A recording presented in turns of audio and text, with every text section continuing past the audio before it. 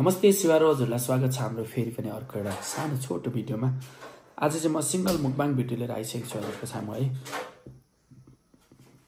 आज मसँग छ सुँगुरको मासुमा रक्ति लगाएर मैले आफै बनाएको यहाँनेरि मासु, हेर्नु त ठुल्ठुलो पिसको मासु, अनि प्लस यो अकबरे र एउटा मैले चाहिँ गाजर पनि लिएको छु है साथीहरु। ल अब मैले चाहिँ सुरु गरेँ, हजुरहरूले हेरेर चाहिँ एकदम इन्जोय लिनु होला। केही छैन, आज सिम्पल सब्जी पनि केही छैन। बुढीले सब्जी त बनाएको थियो तर मैले नखाने भनेर नखाएको। आज यो मासुसँग मात्रै खाने हो, मासु र भात, त्यही पनि फ्राई, मासु पनि फ्राई मात्रै। खान त अघि पनि धेरै थोक खाइसकेको छु मैले, तर पनि फेरि खाइदिउँ न त भनेर है साथीहरु। ल चेस्ट ल।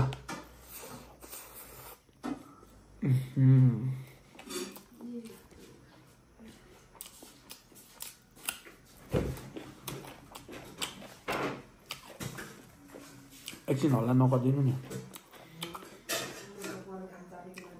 जानु नि त अब, जाउँ न बुझ्छौ। ए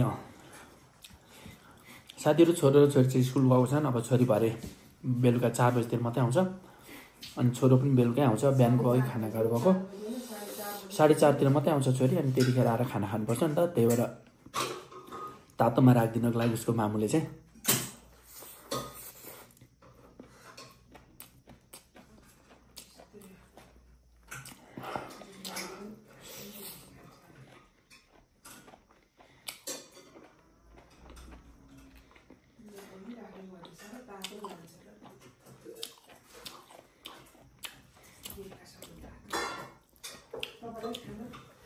मलाई त पुग्यो। पुन्टेलाई राखिदिनु अलिकति, तातै दिउँ न। ओ के गरेको साथीहरु, बुढीले त पाद्यो, पटङ पारे यार। म भात खाइरहेको छु।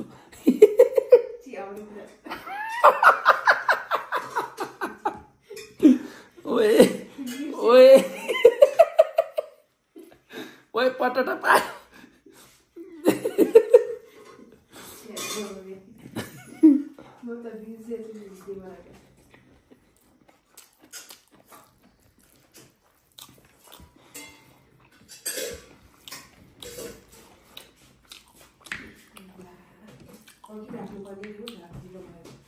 भरे तताएर खाइएर भइहाल्यो नि।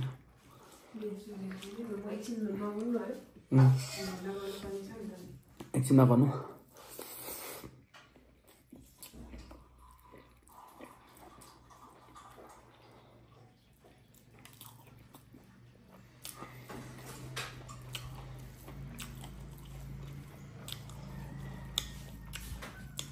साथीहरु, यति मिठो भएछ सुँगुरको मासु। प्योर लोकल सुँगुरको मासु हैन।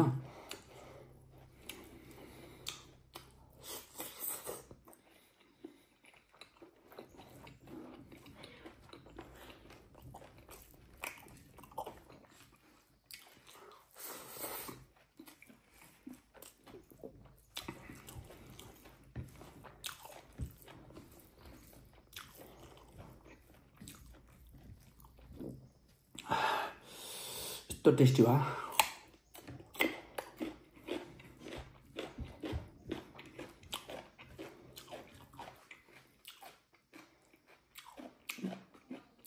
फेरि आज चाहिँ मैले आफै बनाएको के।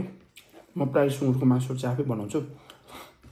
मेरो बुढीले चाहिँ खानु हुँदैन नि त सुँगुरको मासु, उनीहरूको चाहिँ काठले नै खानु हुँदैन क्या, आङबाङ हो क्या। अनि आङबाङले चाहिँ सुँगुरको मासु खानु हुँदैन रहेछ, त्यही भएर हुन त बनाउनु त बनाइदिन्छ सबै थोक, तर पनि शुक्रबार म आज भ्याउँछु, अनि आज चाहिँ म आफै बनाउँछु।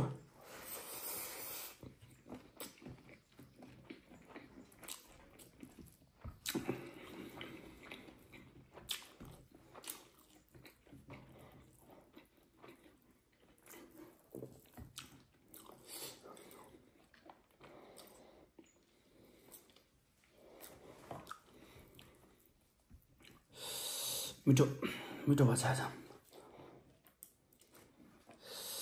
अझै यसलाई चाहिँ रस हालेर सुरुम सुरुम मुसेर खाँदा है।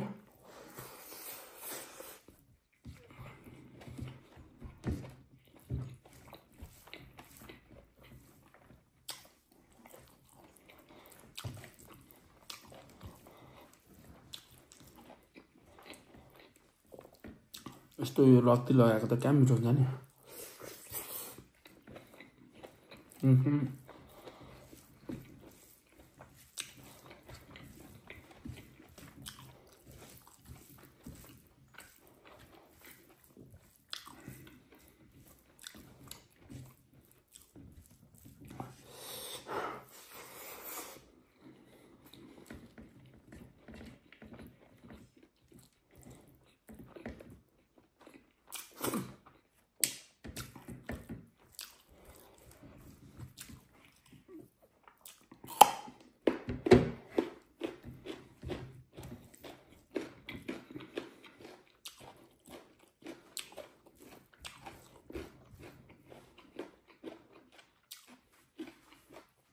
यो अकबरी छ नि यहाँ त्यो लास्टै पिरो यार।